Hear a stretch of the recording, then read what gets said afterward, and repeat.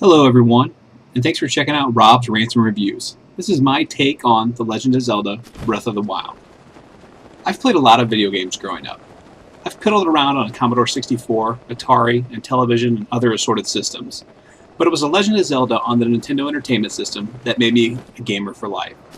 The Legend of Zelda is the reason I'm a gamer. The open world, not knowing what was around the next corner, the sense of excitement to push into the next area and discover the unknown. You could literally spend hours setting random trees on fire and blowing up rocks to discover if they housed a hidden cave or items. Then there were the dungeons. They were not presented in any particular order. Many of them were accessible from the start, even though an item from a different dungeon would be required to complete it. It was all about trial and error. You had to learn what worked and what didn't on your own. Exploring those dungeons, pushing on into the next room, reminds me of the best things about Dungeons & Dragons. 30 years later, I'm still chasing that dragon. Nostalgia is strong, but it's not the only thing propelling this game into the pantheon of greatness. Breath of the Wild captures that sense of adventure from those early Zelda games on the NES. The world is vast and full of things to do. Not all of them are readily apparent either. It pays to wander off the beaten path. You never know where you can find a small puzzle that will reward you with access to a new shrine or seeds to expand your inventory. Major landmarks will have markers on your map once you discover them. Shrines and towers will also act as fast travel spots.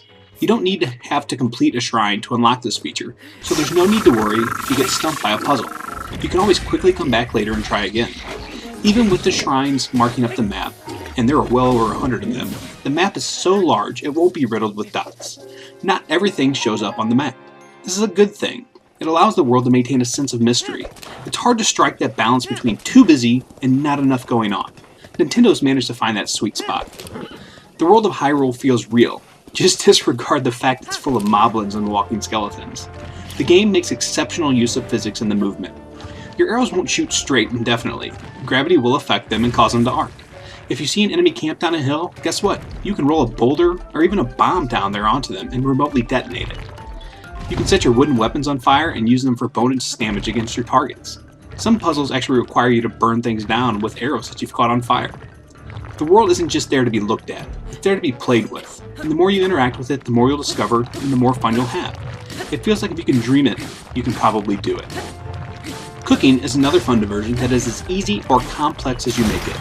It also provides exceptional bonuses and is worth your time to familiarize yourself with. If you find a pot, you can cook. Sometimes you'll get lucky and a camp will already have a pot set up. Other times, you'll have to get some wood and flint. Put the wood under the pot and set the flint next to the wood. Strike the flint with a metal weapon and the resulting spark will set the wood on fire, and now you're cooking. Literally. Gone are the random hearts you can find throughout the world while cutting grass. To restore health now, you'll have to rest or eat. An apple will give you half a heart, but a cooked apple will give you a full heart.